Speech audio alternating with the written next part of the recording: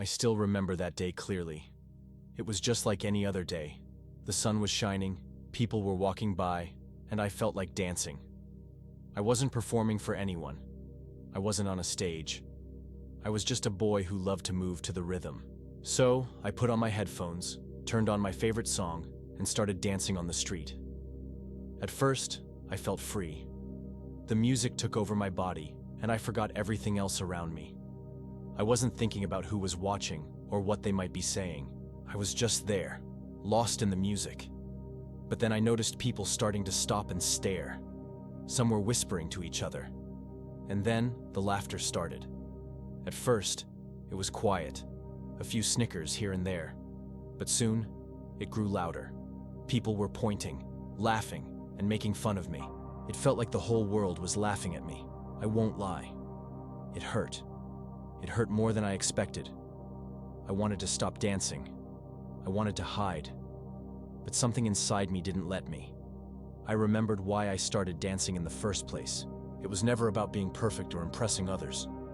It was about expressing myself and feeling alive. So I kept moving. Even when their laughs echoed louder, I danced harder. Because I knew that moment wasn't about them. It was about me. It was about showing myself that I could be proud of who I am, no matter what anyone else said. And even though I felt vulnerable, even though I felt exposed, I felt strong. That day taught me a lesson I will never forget. Sometimes you have to dance through the laughter. It started slowly. At first, I barely noticed. I was lost in the music, lost in the movement. That moment felt like I was dancing just for myself, like the city around me didn't exist. The beat in my headphones drowned out the noise, and my body just responded. Not like I was performing, not like I was rehearsing, just being. But I caught something out of the corner of my eye, a girl nudging her friend, then a phone raised into the air. Laughter. That's when I realized people weren't just watching me, they were judging me. I couldn't hear them through the music, but I could read their expressions. Some were amused, others just confused. But a few, they were clearly laughing at me. I paused for a second, unsure.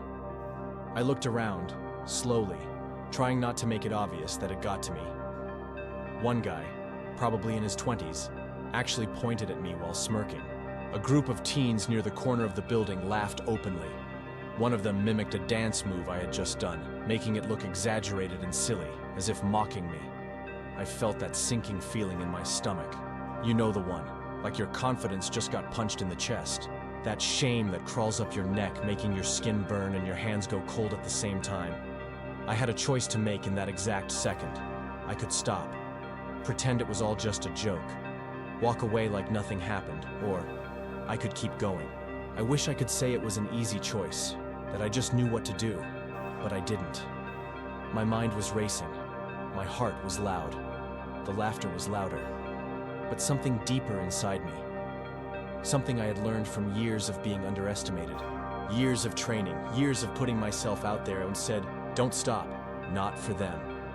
Because I wasn't doing it for them in the first place. I closed my eyes for a second, took a breath, and pressed play again in my mind. The music was still there. The beat was still mine. So I moved. I let my body speak.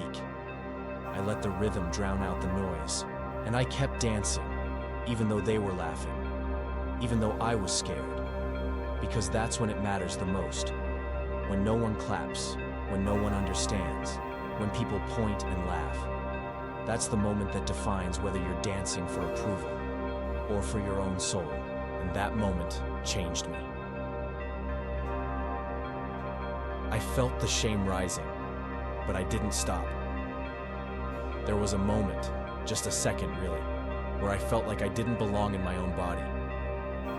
It's hard to explain unless you've been there. You're doing something that feels so right, so you, and suddenly, the world around you twists it into something weird, awkward, embarrassing, and for a split second you wonder, are they right? That's what was happening to me. The laughter was getting louder, the stares sharper. The energy around me had changed completely. I wasn't just some guy dancing on the street anymore. I was The guy being laughed at for dancing in public. And that label hit harder than I expected. I could feel the shame rising in my chest. It crept up my spine like a wave of heat. I felt my hands tighten, my face flushed. I wasn't even sure if I looked confident anymore. I probably looked confused, vulnerable, exposed. I considered walking away. Just stop the music, turn around, disappear into the crowd. No one would care. They'd forget me in 5 minutes. But that's the thing. I wouldn't forget. I would carry it with me. The regret, the shame of not being myself, the disappointment of letting fear win again. So I asked myself something I had learned to ask over the years. Why did I start dancing in the first place? And the answer came like a whisper. To feel free. That was it. That simple. Dance was never about impressing people. It wasn't about stages or fame. Not at first. It was my way of surviving, of expressing emotions I couldn't put into words, of staying connected to myself when everything else felt too loud or too fake. So why should I let strangers take that away? Why give them that power? They didn't know me. They didn't know my story. And frankly, their laughter had nothing to do with me. It had everything to do with them. So I made a decision. Right there on that sidewalk. I would not shrink. I would not hide. I didn't adjust my hoodie or put my mask back on. I didn't slow down. I did the opposite. I danced bigger. I let my body hit each beat like it was the last beat I'd ever feel. I moved not to prove anything, but to remind myself who I was. And the moment I did that, the fear cracked. The shame loosened its grip.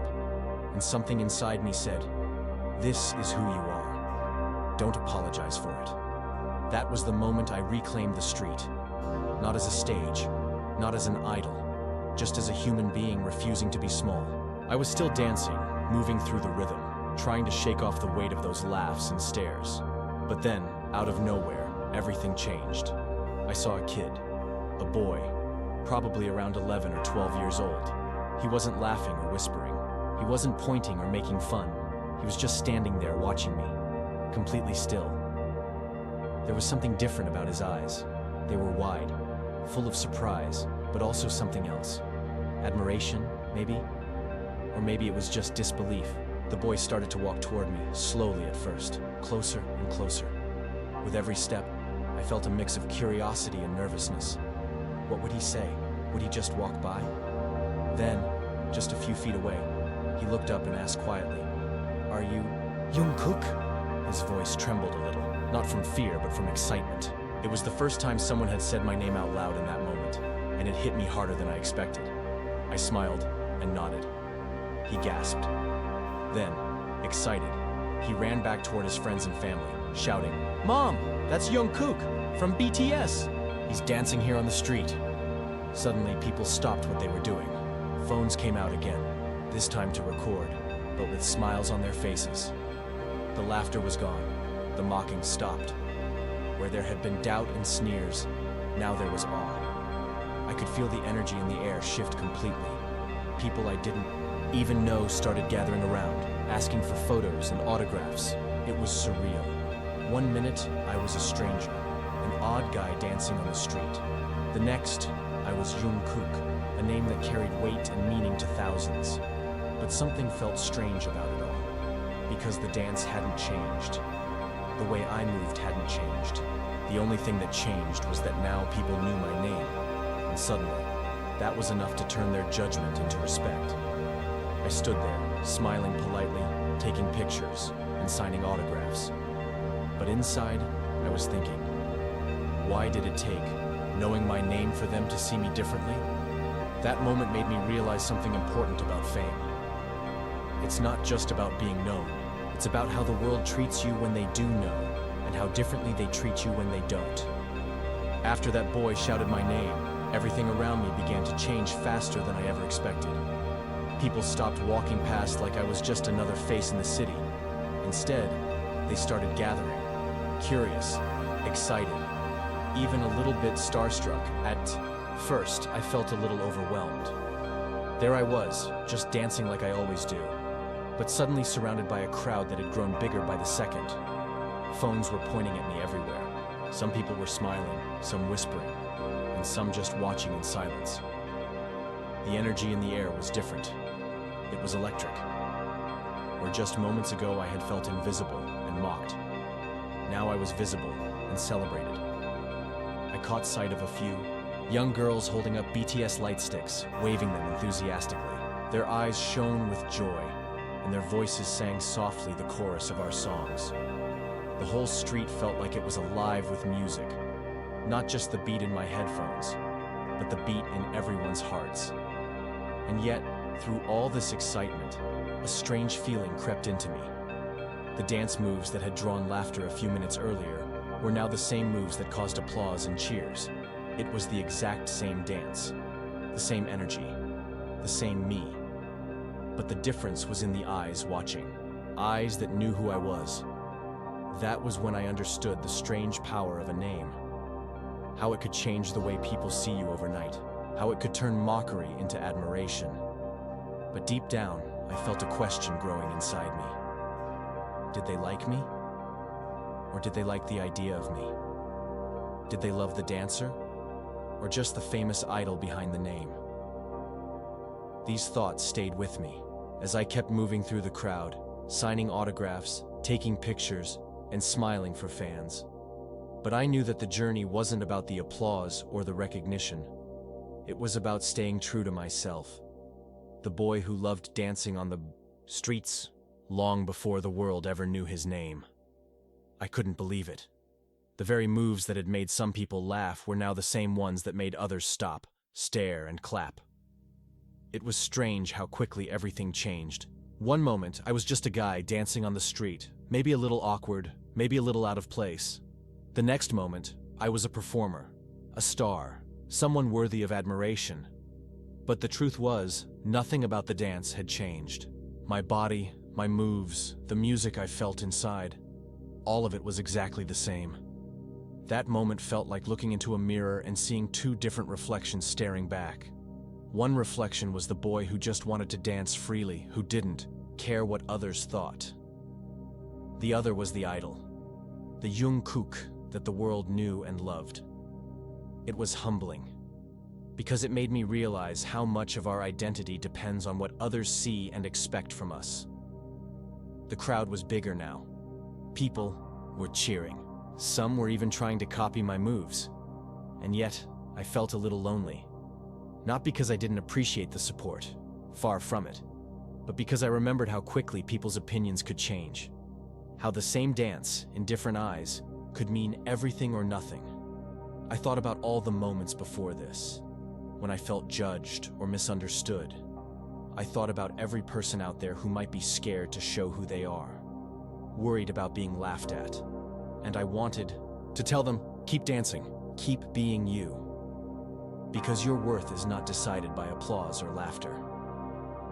That day, as I danced in the street, the cheers were louder than the laughter.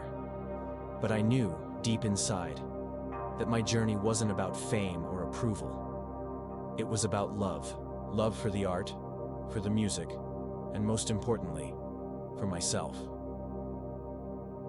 After all that happened on the street, I started thinking a lot about what really made people change their minds about me. Was it me? Was it my dancing? Or was it something else? I realized it wasn't really about me. It was about the label attached to me. When people didn't know who I was, they laughed, judged, and mocked. They saw just a guy dancing on the street, and maybe they thought it was strange or out of place. But once they knew my name, Jung Kook, the singer from BTS, suddenly, everything changed. That name carried weight. It carried history. It carried a reputation that people recognized and respected. It made me think about how much power a label can have, how much it can shape the way people see us, even if we don't change a thing. It's like walking into a room wearing a name tag. Suddenly people treat you differently. Some with kindness, some with envy, some with respect. And sometimes that label becomes a shield. It protects you from judgment, but it can also trap you inside expectations. I thought about all the times I felt invisible before, just a kid trying to express himself through dance, and how that feeling shifted once the world saw me through the lens of fame. I wondered how many people out there are judged because of what they carry, a name, a background, a stereotype, instead of who they truly are. It made me want to break down those walls, to remind people that behind every label is a person, with dreams, fears, and struggles. And maybe, just maybe, if we look beyond the labels, we can see the real story, the one worth listening to. Because my story isn't just about being Jung Kook, the idol. It's about being Jung Kook, the boy who loves to dance no matter where he is, no matter who's watching, and that's something no label can take away. That day on the street taught me more than just how to keep dancing when people laugh. It taught me about strength, about courage, about staying true to yourself when the world tries to put you in a box. I learned that dancing, or anything you love, isn't about pleasing others. It's about expressing who you really are inside. Sometimes you'll face judgment, mockery, and even rejection. That's inevitable. But those moments don't define you. What defines you is what you do after those moments. Do you give up? Do you shrink? Or do you rise stronger and more certain than ever? I chose to rise. I chose to keep moving, no matter the laughter or the applause. Because I realized that my worth isn't tied to others' opinions. It's tied to how much I love what I do and how much I believe in myself. That day, the street wasn't just a place to dance. It was a classroom. A place where I learned that being true to yourself is the most powerful dance you can ever perform. No matter where you are, no matter who's watching. So if you ever find yourself dancing alone or feeling laughed at for being different, remember this: keep going, keep dancing, because your story matters. And one day, the people who laughed might be the ones who cheer the loudest.